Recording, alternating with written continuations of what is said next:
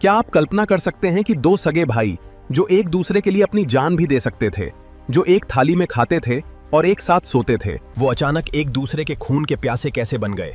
एक ऐसा वरदान जिसने उन्हें अजेय बना दिया था, वही वरदान उनकी मौत का कारण कैसे बना? चलिए जानते हैं पुराणों की एक ऐसी अनोखी कहानी जो सिखाती है कि वासना और अहंकार कैसे बड़े से बड़े साम्राज्य को तबाह कर सकते हैं।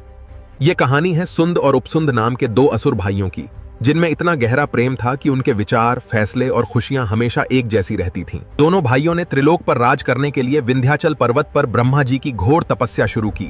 उनकी तपस्या की शक्ति से तीनों लोग कांप उठे। तपस्या से प्रसन्न होकर ब्रह्मा जी प्रकट हुए और वरदान मांगने को कहा। दोनों भाइयों ने अमर होने का वरदान मांगा, लेकिन प्रकृति के नियम के कारण ब्रह्मा जी ने मना कर दिया। तब सुंद और उपसुंद ने बहुत चालाकी से एक अनोखा वरदान मांगा। हे विधाता, हमें ऐसा वरदान दीजिए कि संसार का कोई भी देवता, मानव, दानव या अस्त्र शस्त्र हमें न मार सकें। हमारी मृत्यु केवल हम दोनों के आपस में लड़ने से ही संभव हो। तथास्तु। क्योंकि दोनों भाई जानते थे कि वे एक दूसरे से कभी नहीं लड़ेंगे, इसलिए यह वरदान उनके लिए अमर होने जैसा ही था। वरदान मिलते ही दोनों भाइयों का अहंकार 7वें आसमान पर पहुंच गया। उन्होंने स्वर्ग पर हमला करके देवताओं को खदेड़ दिया, इंद्र का सिंहासन छीन लिया, धरती पर ऋषियों मुनियों का कत्लेआम शुरू कर दिया। ब्रह्मा जी के वरदान के कारण न तो शिव का त्रिशूल और न ही विष्णु का सुदर्शन चक्र उनका कुछ बिगाड़ पा रहा था। थक हार कर सभी देवता फिर से ब्रह्मा जी की शरण में पहुंचे।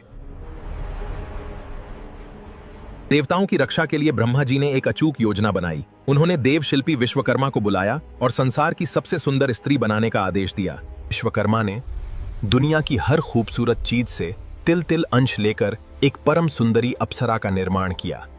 छोटी छोटी सुंदर चीजों से बनने के कारण उसका नाम पड़ा तिलोत्तमा। ब्रह्मा जी ने तिलोत्तमा को काम सौंपा कि वह सुंद और उपसुंद के बीच फूट डाले। योजना के अनुसार तिलोत्तमा विंध्याचल पर्वत के सुंदर जंगलों में फूल चुन रही थी। जब सुंद और उपसुंद की नजर उस पर पड़ी तो वे मदिरा के नशे और काम वाशरा में अंधे हो गए। दोनों उसकी तरफ दौड़े। ये मेरी पत्नी बनेगी, तुम्हारी भाभी है। तभी उपसुंद ने उसका बायां हाथ पकड़ लिया और चिल्लाया, नहीं, इसे पहले मैंने देखा है, ये मेरी पत्नी बनेगी।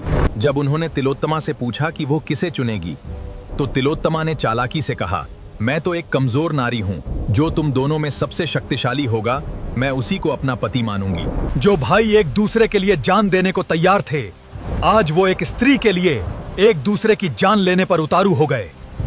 बस फिर क्या था, दोनों का अहंकार जाग उठा। दोनों ने अपनी अपनी भारी गदा उठाई और एक दूसरे पर टूट पड़े। इतिहास का सबसे दर्दनाक युद्ध शुरू हुआ और अंत में दोनों ने एक दूसरे पर ऐसा घातक प्रहार किया कि दोनों तड़प कर वहीं ढेर हो गए। इस तरह ब्रह्मा जी का वरदान भी सच हुआ और बिना किसी बाहरी शक्ति के उन दोनों महाबलशाली असुरों का अंत हो गया। देवताओं ने राहत की सांस ली है। दोस्तों, ये कहानी हमें सिखाती है कि जब इंसान पर अहंकार और वासना हावी हो जाती है तो वह अपने सबसे करीबी रिश्तों को भी भूल जाता है। अगर आपको ये पौराणिक कहानी अच्छी लगी हो तो वीडियो को लाइक करें और ऐसी ही और कहानियों के लिए हमारे चैनल को सब्सक्राइब जरूर करें।